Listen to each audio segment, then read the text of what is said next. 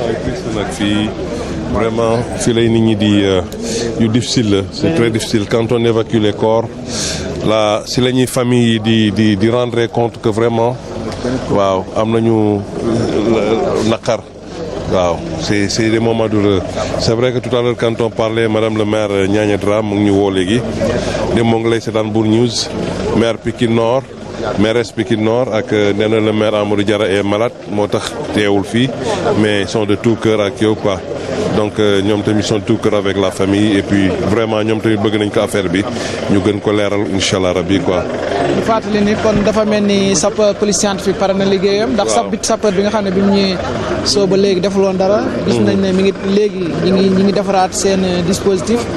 xam naa pour jël corps bi yóbbu ko la. waaw tu vois gis nga dañoo serré sax parce que pour ne pas trop choquer les gens peut-être xam naa moo tax ñu bëgg koo gën a jegeel nii il faut nga serré bu baax pour mën a jël ben l'essentiel que les gens savent moment yi c'est des moments yu triste quoi yu triste waaw tu vois ñu ngi c'est très triste quoi waaye ndeysaan on est en train d'évacuer les gens là waaw di leen évacuer c'est pas facile parce que y a les connaissances y a les familles xam nga ku nekk da ngay bëgg au moins sax xolal yàlla mari waaw bëgg a gis waaw gis sax au moins le corps de pour en être certain que voilà donc ndeysaan seen mbokk moo faatu xam nga parce que c'est des moments yu tristes quoi waaw par expérience fii nag moom vraiment c'est très difficile avec les familles qui vont vraiment waaw gis nga tu vois les gens ñi ngi xam dañuy commencer di jooy waaw yaram yi di daw quoi ndax ci fii moom c'est des moments waaw vraiment triste waaw ndax ci quand on évacue rek ak bu ñu la defee mbalaan bi rek voilà on soo demee après sa famille. voilà buñ la gisaat tey mooy dernière fois. buñ lay gisaatee. te di ma ko waxee anam buñ ko faatee moom moo metti. non dafa metti xam nga tey koo xam ne da nga tëdd sa kaw lal nga ñàkk sa bakken. dina metti lool say mbokk. non c'est vrai faat ci anam bi alors que yaa ngi ëmboon. tey comme niñ ko waxee ki faat ñaari nit la faat. ñaari nit la yóbbu. doom këram dina am ko metti. ñu koy séddale vraiment il est fort. mais xam nañu ne noonu rek la mën a def parce que kilifa moom buy amee nii ngay def waaye lu mu yàgg après bu tëddee ba ñëpp dem dina am lu ko metti yaayam bu mu bàyyi këram ñu tàggoo ne tey dafa ñëw liggéey si ñëw woola ne la sa doom faatu na ci anam yooyu yaakaar naa boo tëddee doo nelaw. tu sais que maa ngi dégg sànq ci ay ñu ko doon nettali ay frère am ñu ne seen yaay sax dafa amoon pressentiment bi benn moment boobu benn heure bi déggu leen gis ko ñu naan nañ leen woo nañ ko woo ay 20 heures parce que daanul guddee elle a insisté donc xam nga rek ak jureel dafa fort waaw doom ak yaay dafa jege donc voilà quoi. sax mi ngi wax ne ñu wootee 18 heures jotuñu ko après ñu woote 19 heures yaay ji insisté c'est ne kon sama doom dee na alors que boobu xam naa instinct maternel bi moom moo jàppoon yaayam. voilà c'est ça c'est fort c'est lié waaw xam nga le cordon ombilical du mës a dagg entre la maman et l'enfant waaw dafa am même loolu bu dogee am na instinct buy des loolu nag da ngay mel ni rek daanaka lu yëg sa doom ak lu ci dal yëpp da nga koy sentir vraiment yaayam tamit elle va passer une nuit vraiment longue une très longue nuit ndaxte tamit jureel la dafa metti ndax sa doom tamit ngay ànd ak moom di gis ak moom di ak moom ba instant bi gisatoo ko ñu ne la ay ci c'est la fin vraiment c'est des moments très difficiles gis nga ndeysaan fee de l'autre côté on est en train d'évacuer la famille mais du yomb pour ñu dem du yomb waaw c'est vrai maa ngi koy wax léegi doyen. muy rek lu jëm ci wàllum insécurité. ak wàllum grâce bi. parce que est-ce que jotul tey ñu xoolaat ñi nga xam ne noonu la ñuy joxee grâce yi mun nañ ko joxee ñëpp mais ñu jëm ci ñi nga xam ne dañoo faat nit. ñi nga xam ne assassinat yooyu la ñuy def. est-ce que jotul ñu tëbal leen bañ leen boole. ci ñi nga xam ne ñooy def parce que à chaque fois bu ñu defee. grâce ci période yu mel nii rek lu jëm ci wàllum insécurité nit ñi dañ koy gën a jànkonteel.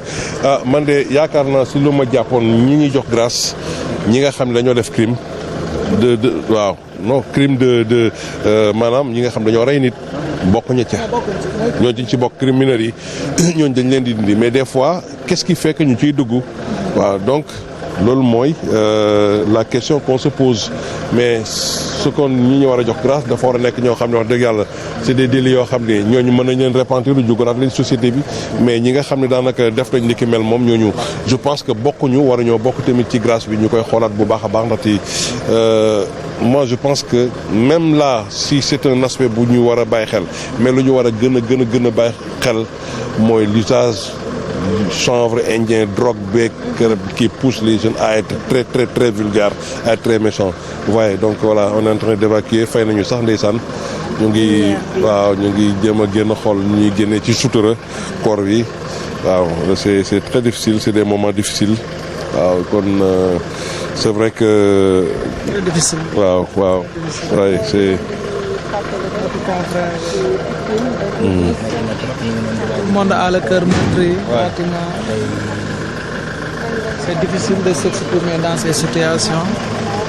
Vous qui nous suivez, nous rappelons que vous êtes en direct sur Bour News, en direct aussi de Pikine Rue 10 ngeen koy gis ci fi nga xamante ni am na sax sànq maa ngi seetaan am na benn soxna suma message nee na naataangoom loon Tiwaawoon bu yàggul lañ ko affecté Dakar. ndeysaan waaw mi ngi may jox xibaar boobu. waaw c'est bu yàggul lañ ko fi affecté. waaw ndeysaan. Cheikh Omar. waaw Cheikh Omar yow nitu banlieue nga. waaw jegesil yow ci banlieue bi nga dëkk xam naa ne. c'est un proche du maire. ci télé bi laa ko doon waxee de. ci télé bi laa ko doon waxee de Ndoumbelane. waaw mais ça prouve que dans ce pays personne n'est en sécurité. Nous ne sommes pas en sécurité parce que récemment on a vu des scooteristes poursuivre une personne jusqu'à son domicile pour sortir des armes. La forêt classée de Mbao sur la VDN 3 zone de captage ñaari tali. Donc actuellement insécurité bi on ne peut pas mesurer l'ampleur et jusqu'à présent on nous parle de questions politiques, de questions électoralistes alors que nous personne parmi nous est en sécurité. Alors nous interpellons le chef de l'État, nous interpellons le ministre de l'Intérieur, nous interpellons le ministre des Forces armées, nous interpellons toutes les autorités pour que ce pays, qu'on ne retourne pas à l'ère primaire ou à no man's land où chacun est obligé de se sécuriser lui-même. Une brave dame qui est en train de faire son travail a été égorgée. Sans piper mot. Maintenant, quand le président se déplace, on a un cordon de sécurité. Quand il a fallu prendre des mesures d'état d'urgence, on nous a sorti l'armée, on nous a sorti la police. Nous avons besoin d'être sécurisés, nous avons besoin de nous sentir en sécurité. Mais avant, on pensait que ça ne pouvait pas arriver au Sénégal. Maintenant, il faudra diagnostiquer le mal. Le mal, il commence d'abord par la drogue qui est présente. Ouais. Le mal, il commence par les bars qui sont dans les coins et recoins. Ici même à Pikine, on a Saf Bar, on a d'autres bars. On a le chômage endémique des jeunes. On ne veut pas régler cette question. À chaque fois qu'il y a un combat de lutte, personne parmi nous ne dort et ça c'est regrettable. Maintenant il faut que yu mel ni am après 2 jours 3 jours on en parle dans la presse, après on oublie. De drame en drame on continue comme ça à mourir. Donc les Sénégalais sont en train de mourir comme des mouches. Alors même dans ton lieu de travail, une personne qui était censée aller faire son travail et retourner tranquillement à ses ailes, elle va retourner avec son corps dans un cercueil. Et ça, c'est la responsabilité de l'État, parce que l'État a la responsabilité régalienne de veiller sur la sécurité des personnes et des biens. Nous ne demandons pas plus. On ne peut pas être un département comme Pikine. Il nous suffit d'un poste de police ou d'un commissariat de police de proximité où l'effectif de police n'est pas là, où les voitures de police n'ont pas assez de carburant. Les véritables questions, la première priorité des Sénégalais, c'est d'abord la sécurité. Et nous ne sentons pas la sécurité. Et c'est regrettable. regrettable mu doon kàddu Cheikh Omar. waaw mais c'est un acteur. dama koy wax ci wolof mu leer. waaw. parce que tey ci réew mi kenn nekkul ci sécurité. barki démb la ñu gis ay nit yor seeni jaasi topp nit scooteram ba ci biir këram. yàggul ñu lay wax forêt classée bu Mbao yàggul ñu lay wax sur la VDN 3 ñu ngi agressé ay nit zone de captage ñaari tali tey réew mi kenn nekkul ci jàmm kenn nekkul ci sécurité moment bi ñuy toog ñoom di wax seen question politicienne question électorale question liste ñun suñu liste néew yi ñoo ngi gën a yokku mënuñu nekk ci réew mi ñu topp ñu ay liste bi dugg na bee dugg léegi ñun suñu liste néew mu ngi gën a yokku. parce que nit ku demoon di daani dooleem fi muy daan dooleem yaakaar na ni dina ñibbi mais tey buy ñibbi dañ koy teg ci jàjj. lâchement assassiné comme ça. après on en parle 2 jours 3 jours ñu pare dem ci. bi ñu bëggee régler seen question corona bëgg nit ñi dem tëddi dañoo génnee armée génnee police. comme nag egg nañ ci question sécuritaire bu toll nii. nañu renforcer la sécurité des Sénégalais. moi je le dis lu ma gëm laay wax. mënuñu fi nekk commissariat police yoo xamante ni seen carburant doyul seen effectif doyul ñu bëgg a sécuriser ñiy gérer seen sécurité sax nekkuñu en sécurité. waaw léegi ñun Sénégal suñu priorité bi jiitu mooy nit ki li dalal xelam. barki démb rek fajar scooter romb këf saagu jaamur bu bañee nga dóor ko jaasi ci loolu lañ nekk li ñu war a régler du jàpp rek tëj. tant que yamba mu ngi fi tant que drogue bi mu ngi fi tant que ñoo ngi ñuy seetaan lii rek lay jur. donc metti na trop parce que mënoon na ne kenn ku nekk si ñun ñi ñëpp. donc mën na nekk donc on sait à qui le tour demain. donc il faut que état jël ay responsabilités parce que moom moo yor sécurité wa illaa bu ko mënul jël léegi nit ñi ku nekk dina yor gànnaay te su boobaa musiba rek lay jur. merci mu nekkoon Cheikh Omar musiba lay jur ngeen gis ko noonu grand dafa mel ni dugal nañ corps bi léegi. ci ouais. Actuellement c'est pour les besoins de l'autopsie. Acheminement donc dans une structure sanitaire voilà c'est la famille comme ni nii ndeysaan ils sont résignés xam nañuy wax ndeysaan borom kër gi ngi nii di yëg waaye ñoo naan ko néeg waaye ndeysaan est-ce que am na place ci kanam pour voir ndaxte pour accompagner sa défunte épouse waaw lii métti na. Quelqu'un avec qui tu as partagé ta vie voilà tey il retourne ndeysaan ci yeneen anam te ngeen daan ànd di lëngoo ndeysaan waaw c'est des moments douloureux c'est des moments vraiment waaw métti na quoi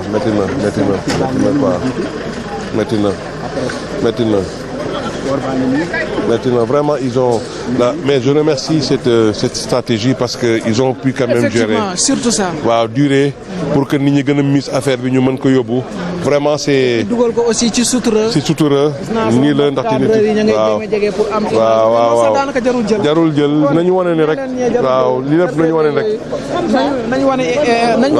nañu wax xibaar bi rek veille rek on est là pour ça waaw raconter et puis commenter les faits des trucs comme ça waaw sutura jar na ko waaw ndaxte lu mel nañ koy suturaal rek boo wanee ambulance bi rek déjà illustré nga image yi borom këram a ngi nii gars yi ngi nii dem ndeysaan xam na Massa Ngoné c'est tu as toujours été une brave journaliste vraiment wax dëgg yàlla mais nag tu as un cœur c'est ça waaw affaire xol la quoi borom xol lañ affaire xol la dafa mel ni nit ñi ñoom it. waaw c'est normal parce que xam nga jigéen nga def ko nii c'est normal waaye c'est oh là là c'est triste quoi Ngoné voilà. li des rek mooy ñaanal ko yàlla. waaw yàlla ko yàlla yërëm. waaw ñi def jëfe ji yàlla def nag ñu teg leen loxo incha allah te du yàgg. tëj nañ li nga xamante ni aussi mooy magasin bi. waaw dañ koy mettre sous scellé le temps ñuy continuer xam nga def seen i enquête.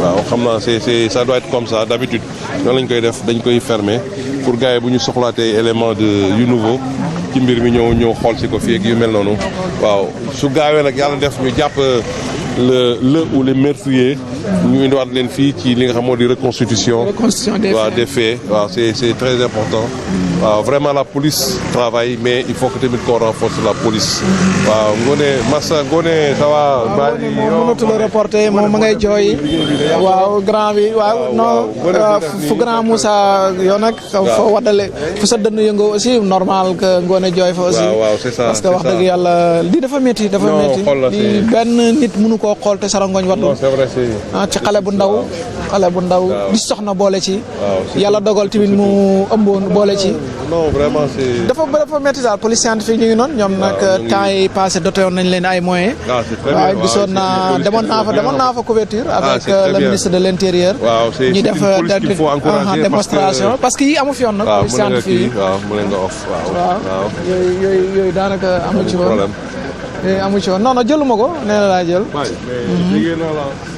ngeen gis ko kon yéen ñi doon seetaan vous étiez en direct sur Bour News ñu leen doon wan li nga xamante ni moo xew fii ci Pikine muy benn ndaw boo xamante ni yàlla dafa dogal mu waat na lor nekkoon ci bërëbu liggéeyukaay ñu faat ko police ñëwoon doon def liggéeyam ànd ci ak police scientifique bi ñoo ngi ne la. maa ngi tudd Fall Abadiane dëkk fii ci kër gi Pikine di si fara affaire bi amee quoi. Bara mbir mi nan la jot a demee yow ci li nga fekkee. bon man li ma fekkee bon mën naa wax ni fekke ma lu garaaw wala parce que dama ñëw am benn gànnaar bu ma woo ne ma kaay nga xool am na lu xew seen kër quoi. bi ma ñëwee ma dugg ci biir multi service bi après c'est là yéen lu gis femme bi tëdd bon kon man mënuma ci wax quoi. loolu laa gis quoi nekkul loo xam ni fee boo xam ne dama ko dund. comprendre mais li ma gis rek laa mën a wax voilà. bon loolu il faisait presque 22 heures moins parce que bi ma jógee xadara sax parce que man la plupart fii moo femme bi 18 heures day tëj. bi ma jógee xadaratul juma bon ma romb ni kii lay guddee naa tëj tey sama xel laa ko wax quoi après ma daal di romb dem dugg ci gàlle bi toog di connecté wu. après si lañ ma woo wax ma loolu quoi. femme bi nu mu tudd. Kiné. pare que Kiné bon moom ban genre nit la woon. non man xaw ma ko nag moom. miinante wuñu quoi. li nga gis dafa nduru agression wala. li nga gis dafa nduru agression wala. non man dama ñëw rek gis ko mu tëdd. mu dëpp quoi. waaw. lan deret gi sang ko. non waaw parce que gis naa deret quoi à côté. mu tëdd noonu quoi. ay traces de xeex wala yu mel noonu. non seetloo ma ko parce que bi ma gisee affaire bi daf ma kii quoi. kon duggoo ba ci biir. non dugguma ci biir mais dama taxaw ci biir di ma sëpp. ci laa gis affaire bi quoi gis deret yeeg yooyu après si laa daw reculer. man tax dama bëggoon daw dugg ci biir. mais ma après grand algora sama benn grand bu dëkk fii. ne ma bul dugg. ma ne ko noonu nañ dugg xool dee na wala deewul. après place yooyu mu ne ma non kii dee na parce que sang bi commencé na way foofu. bi mu waxee loolu après nag man c'est la reculer. li ñuy wax ni jigéenu wérul la woon dafa nekkoon en état. waaw loolu dama ko dégg rek. parce que man miinu ma ko bu baax. waaw sunu kër lay liggéeyee malgré mais man miinu ma ko bu baax. waaw ñoo ko luyee waaw. mais amul dara benn indice boo xam te ne dur na wàllu agression boo si nemmeeku wala. fekkee wu ko loolu. non non soxna si doo bàyyi kii rek ñu liggéey. ok. am nga comprendre. ñoo bokk li ñuy def quand même. def leen ndànk rek. amul leen loo xam ne dégguma li nga wax. am indice boo xam ne tàbbal na sa xel ni agression lay xaw a ndur wala. non yaakaaruma ko nag yaakaaruma ne agression la quoi. yaakaaruma ko quoi parce que. non bon man miinu ma ko bon parce que du ma fréquenté fii laa dëkk mais du ma fréquenté. bon pourtant le matin laa fi ñëw. bon li ma fi nekk bariwul quoi. waaw. yéen ñi dëkk fii tey lu mel ni amee ci seen kër tey. ban sentiment ngeen am. non di ko naqarlu rek. parce que lii ku ne neex na la doo nit en tant que sénégalais non lii ku ne neex na la en tant que musulman bon dafa nekk na lu ñuy naqarlu quoi. waaw nekk na lu ñuy naqarlu. te damay faral di wax ni ñun yàlla moo ñu gën a baax on est des musulmans dama ne ñun yàlla moo ñu gën a baax. yàlla moo ñu gën a bëgg doomu aadama parce que moom moo teral doomu aadama moom su demee ba wax ni ku rey nañ ko rey parce que Sénégal na dafa neex ku wax ñu naan non droit de l'homme mais avant droit devoir ba pare. on se dit la vérité ki dee moom moo perte. nañ ñu dimbali ci loolu te état bi aussi dëkk bi fi mu toll nii pour man lii ñu ñoo ko mën a fajal suñu bopp. waaw du état du parce que da ngay génn fii dem ci àll bi rek. sànq maa ngi dégg am ku may dégganteel su benn groupe WhatsApp nee na Saalum gii boo këfee yëfu jàmbur jakarta yi ñoo lay dàq ji ba jàpp la bu la jàppee dañ lay taal parce que lu am na loo xamante ni buñ ko defoon benn yoon ñaari yoon non même bu jeexul it dina wàññeeku. même bu jeexul dina wàññeeku état bi nag moo ñu war a dimbali ci loolu dañ lay tooñ nga fayu ñu dal sa kaw am na loo xam ne nag rafetul. am na loo xam ne rafetul lii dañuy ñaan état bi ñu jël ci seen disposition comprendre nga parce que dëkk bi wóoratul barki démb laa gis benn vidéo femme bi dafay romb yor doomam am benn waay bu këf doom ji ñu ñëpp gis nañ ko borom saret bi ñu ñëpp gis nañ ko am na loo xam ne tamit neexul te loolu boo revendiqué ñu dal sa kaw mais neexul nañ waxante dëgg ban dëkk lañ nekk. kuréel gi ñëwaat. kuréel gi moo war a ñëwaat. comprendre nga